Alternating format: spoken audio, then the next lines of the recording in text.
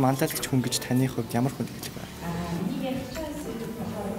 Гэхдээ энд бол их олон хүчин зүйл нөлөөлнө. Зүгээр одоо тухайн үед бол нэг зан чанар нь бол илүү гарч ирэх хэрэгтэй байх.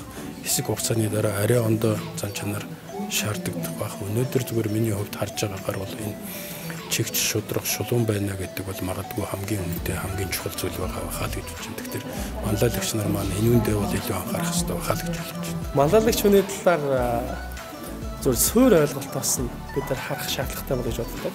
Шин чанарын талаар бол олон зүйл хэлж бодох байх. Тэ? Одоо юу гэдгийг мэдрэмжтэй, эсвэл уран хэлбэрч гэдэг юм уу те? Эсвэл шударгач гэдэг юм уу. Тэгэхээр яг үндсэн тэр болгоны суур чанарыг юунд байгаа юм бэ гэхээр яг өнөөдөр Монголд асуудал бэрхшээл тулгамж байгаа зүйл юу вэ гэдгийг олж хараад түүнийг өөрчлөхийн төлөө өөрийгөө золиосч бусдын төлөө явдаг. Бүрэл нэгтгэсэн хүнийг хэлэх байх гэж байна. Сайн байна уу? Танд энэ өдрийн мэндийг хүргэе. Та яагаад энэ арга хэмжээг сонгосон бэ?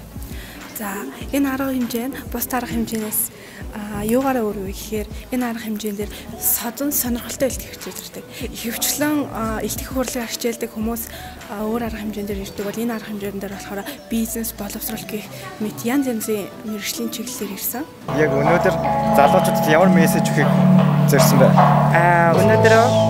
Өнөөдөр төдийгүй зүгээр яг буцаал яг нэг хүн байх гэдэг тий хүн хүнээрээ байх, янж шуумтай байх, хүн сэтгэдэг юмтай байх, хүнийг сонсдог байх. Тэгээд яг хажуудаа байгаа хүнийг бол яг нэг хүнээрээ л байх гэдэг л нэг тэр мессежийг л айгүй сайн өргөлөхөө. Тэгээд хамгийн чухал юм гэх юм бол хүмүүс болохоор айгүй том зүйл, айгүй том юмнаас эхэлдэг, айгүй тийм мөнгө шаардсан ч юм уу, цаг шаардсан юм биш гэж боддог. Гэтэ тэрний үед гэхээр айгүй жижигхэн юмнаас эхэлдэг юм болгон. Тэгээд тэр юмнуудаа анхааралгүй хайснаасаа болоод бид нар хэдий ингээд амжилтанд хүрсэн боловч тэр зам нь ямар байх вэ гэдэг нь бас айгүй тэг зөв замаар явах гэдэг юм хэлэх хичээсэн юм уу да. Баярлалаа танд амжилт. Баярлалаа. Маргааш миний хувьд бол манлайлагч хүн гэх юм бол бусдын манлайлж удирдахаас илүүтэйгээр ирээдүйн манлайлагч залуусыг бас бэлтгэдэг тэр хүнийг манлайлагч гэдэг юм болов. Тийм болохоор маргаашийг манлайлахын тулд юу хэвтэй вэхээр бид нарс өөрсдөө нэгдүгээр мэдээж өөрсдөө олж өөрсдөө бүтээж босод бас тусал босод уран зориг бэлгэж босдын цэжин гэрэл асаах нь хамгийн чухал юм болов. Тэр тохиолдолд бид нэр маргаашийн манлайлагч болж чадна гэж болж байна. Та маргаашийн манлайлал арга хэмжээнд оролцож залуучуудад яг ямар мессежийг өгөхийг хүссэн бэ?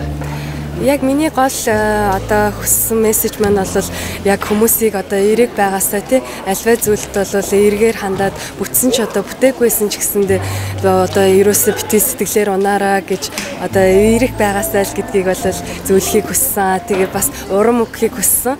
Тэгээ хүн хүрэх хүсэх юм бол зорих юм бол зорьсондоо хүрч чадна гэдгийг бол одоо залуучуудтай уриалж одоо тэднэртэй үлгэрлэхийг бол хүссэн. Таны бодлоор маргаашийг манлайлахын тулд юу хийх ёстой?